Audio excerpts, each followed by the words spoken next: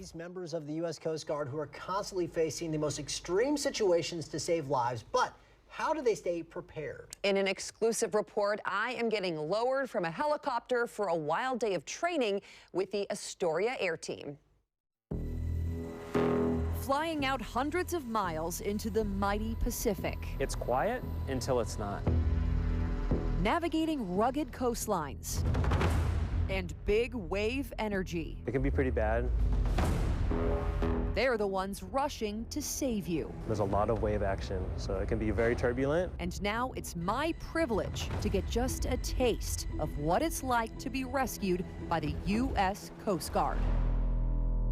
This is the MH-60 Tango Jayhawk helicopter for the Coast Guard. It's referred to as Big Iron. Lieutenant Kyle Jackson of Air Station Astoria is our pilot for today's training. What's it like flying this thing? Oh, it's like a dream. It typically carries a crew of 4, the pilot in charge, a co-pilot, a rescue swimmer, and the flight mechanic. Hunter Bodwin is the guy who runs the hoist. Sounds simple, but he operates the lifeline to the survivors and the rescue swimmer. I'm going to be the rescue swimmer on the training flight, and you're going to be my survivor. Keith Williams helped me pass my test in the pool, so now I am feeling like a member of this team, and we are ready to board the Big Iron. Fire guard posted. Rider stand brief. Start 2.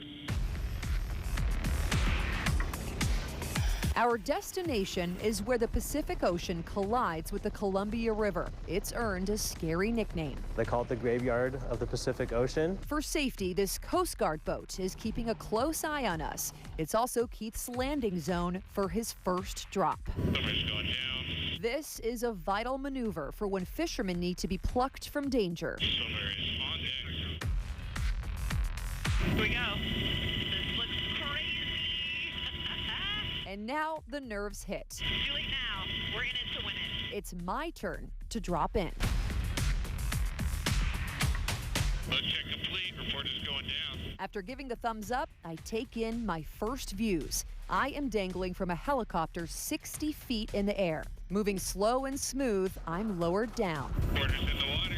Rescue swimmer Keith quickly reaches me. We unhook my clip. And hook is clear of the water. Now, I'm no longer attached to the aircraft. Ready for one basket recovery of the reporter. And this is where things get interesting. That basket flipped over the swimmer and survivor. Correcting. Powerful winds push the basket right at us, tossing it over our heads. We are now swimming in what Keith calls dirty water. That's the choppy, dangerous conditions you'll find directly under the helicopter. You're basically swimming through a hurricane.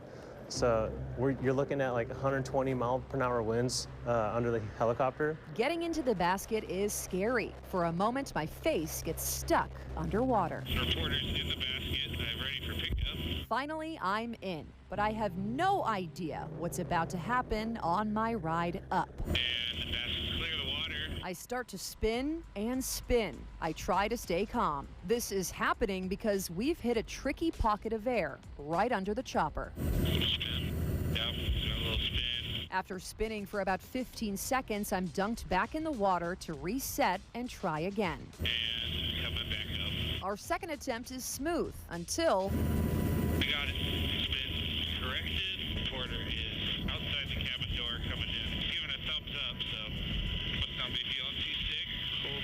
that was a doozy. But somehow I feel good. My adrenaline is pumping and I'm ready for more.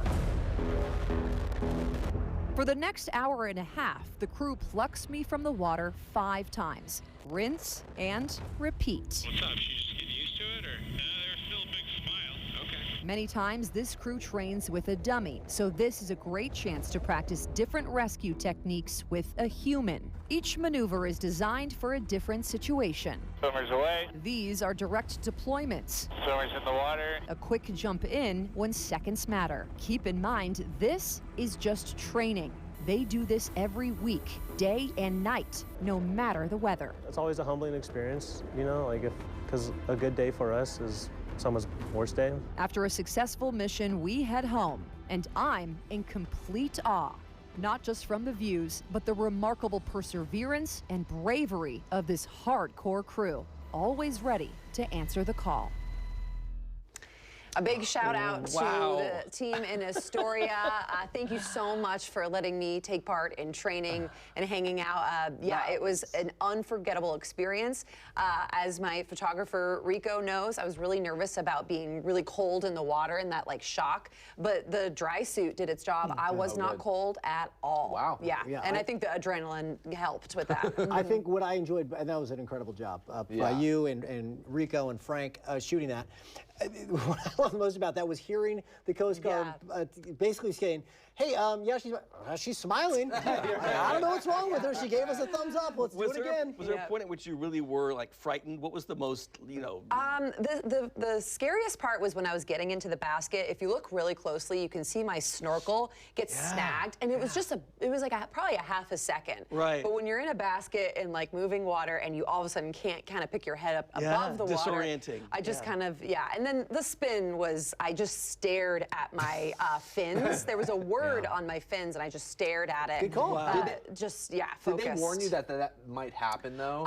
You know, I had seen it happen, and we've shown actually rescue videos, and you can see the spinning. So in the back of my head, I was like, I knew that was a possibility, and it was kind of wild because I didn't realize I was being lowered back into the water to reset. So all of a sudden, I kind of Because they have no way to communicate to you, right? Correct. You're in there, so you're just once you disconnect and go down, you're kind of. You know what's they do have a crazy? radio in their pocket, but I remember the day you went out there, and I remember thinking about the weather conditions. It was not that active of a day weather-wise, but it just shows you that it's still a very turbulent area. Yeah. I mean, even on the calmer days, it is one of the it's most turbulent dangerous. areas on the planet. No doubt. It is. So on an active day, I can't even imagine what those Coast Guard crews deal with. Yeah.